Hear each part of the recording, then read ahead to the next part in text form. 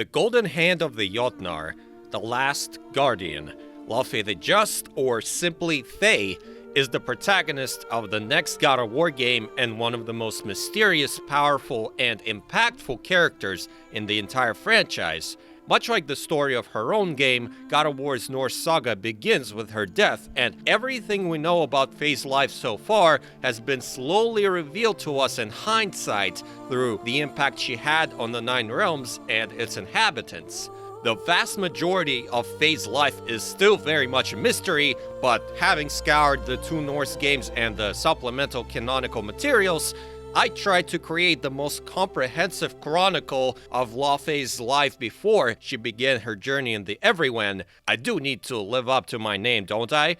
But to truly understand the person, we must first understand where she comes from, and for that, I need to go to the very, very beginning.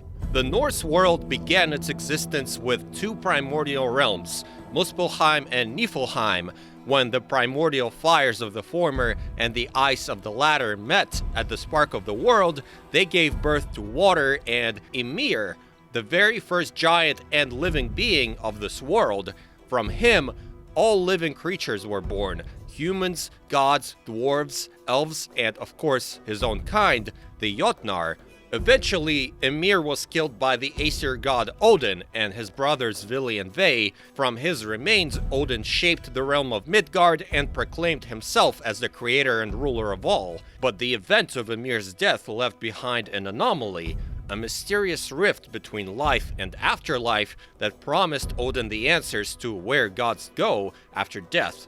From that point on, Odin became obsessed with his own mortality, which would drive all the evil he would do, and therefore this entire tale. When Odin stabbed Ymir, his blood became a river so vast it almost destroyed all living things. Practically all giants perished in the flood, except for two. Belgelmir and his wife Nal survived and sailed the river until they came across a new land they named Jotunheim. Becoming king and queen, they repopulated the land with their many children, and the Jotnar prospered once more. Unlike most other races, the giants were not warful. They were artisans, builders, artists, adept in magic and powers of prophecy, something Odin naturally was extremely interested in. One day, he heard that the greatest giantess seer Groa caught a vision of the apocalypse and demanded a retelling. That was the day he learned of Ragnarok and his own demise at the hands of the giants. Obsessed with his own death and being no closer to unlocking the mystery of the rift, Odin's next goal became clear: to prevent his death at Ragnarok no matter what. And in his eyes, or eye, to achieve that, he would need to entirely erase the giant kind.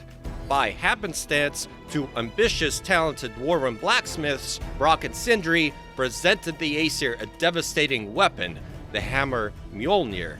Placing it in the hands of his bloodthirsty son Thor, Odin created an unstoppable killing machine, launching a full-on genocide of the Jotnar. That is the setup for Laufey's story.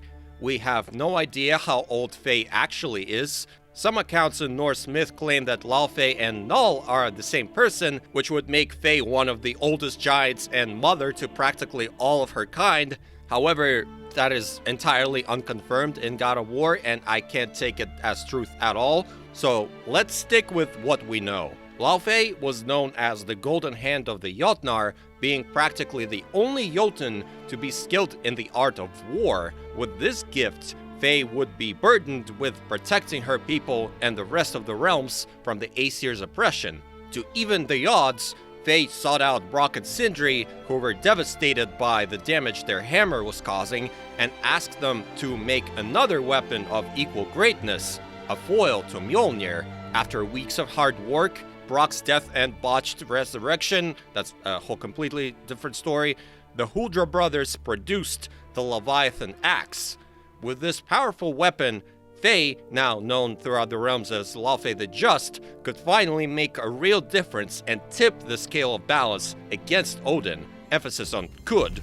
For example, continuing her strong friendship with the Huldra brothers, Faye helped lead a rebellion in Svartalfheim, the Dwarven realm. Little is known about the coup itself, except that Faye led it together with Durlin, the Huldra's cousin, and that it failed. Asgard was able to lock down the realm, and Durlin was punished very physically by Heimdall. Although unconfirmed, it's very heavily implied that Faye also worked together with Tyr, the Aesir god of war who aimed to save the giants behind the Allfather's back.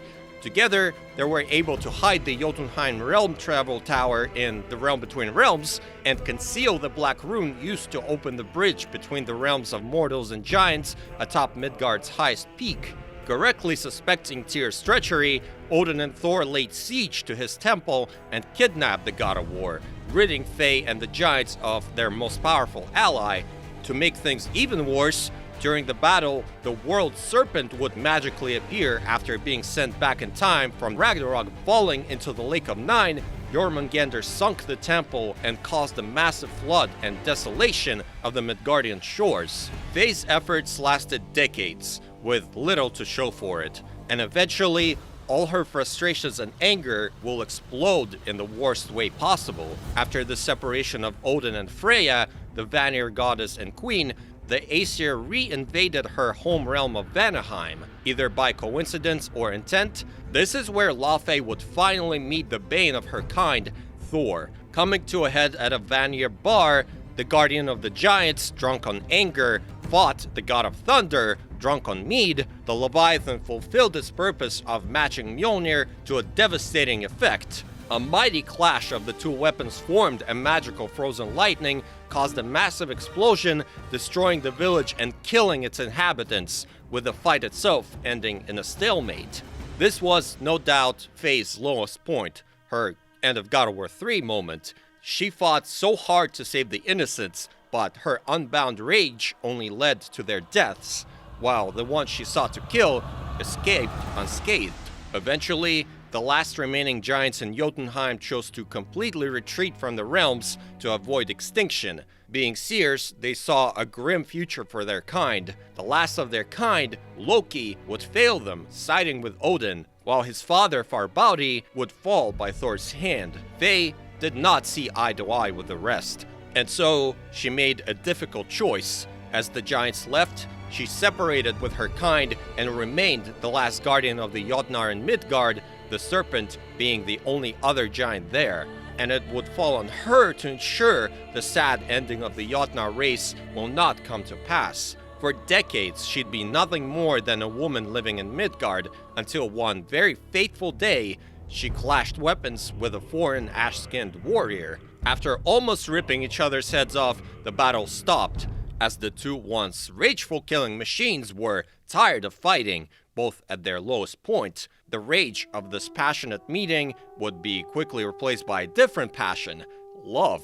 Together, Faye and her now husband, who turned out to be Kratos, the ghost of Sparta himself, would build a quiet, peaceful life in the wildwoods of Midgard. This was the first step in Faye's plan, the plan to save her people and rid the realms of Odin's oppression. While the giants foresaw the failure of Farbauti and Loki, Faye chose to believe they would succeed. For that, they would need to defy fate itself and change their inmost nature, and the ability for them to do that lay in Laufey's hands. It all began with the healing of her husband. While Faye chose to conceal the truth, pretending to be nothing more than a mortal, Kratos was able to open up about his horrible past.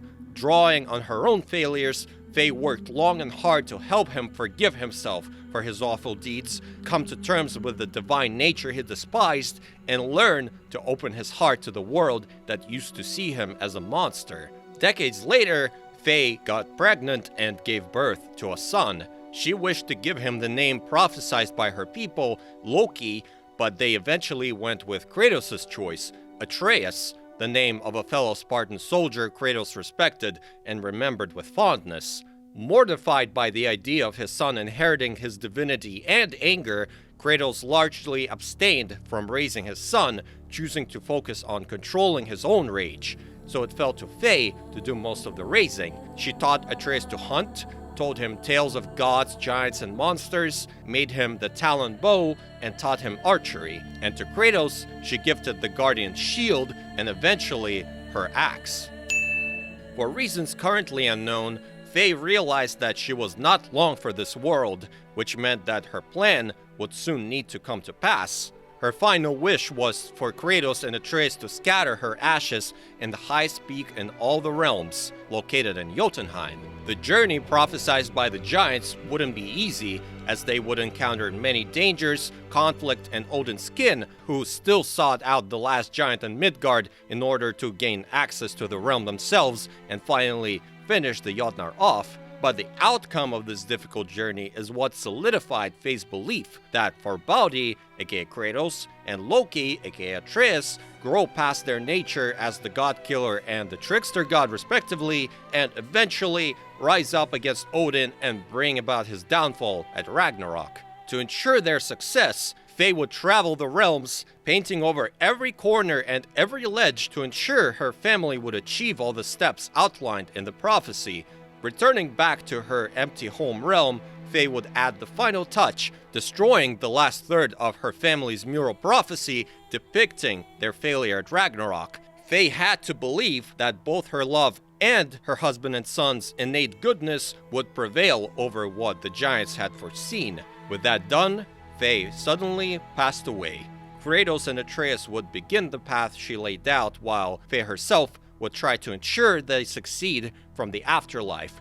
But that is a different story that is yet to be released. So, that was the life of Laufey the Just, the story of a warrior who lost the battle but won the war through love and compassion for her family, who were able to finish what she started against all odds. I have no doubt we will learn much more in God of War Laufey, but for right now, that's it. Although the choice to set Faye's game after her death is infinitely more interesting, I'm still hopeful Santa Monica will find a way to directly show more about her Laufey the Just years eventually.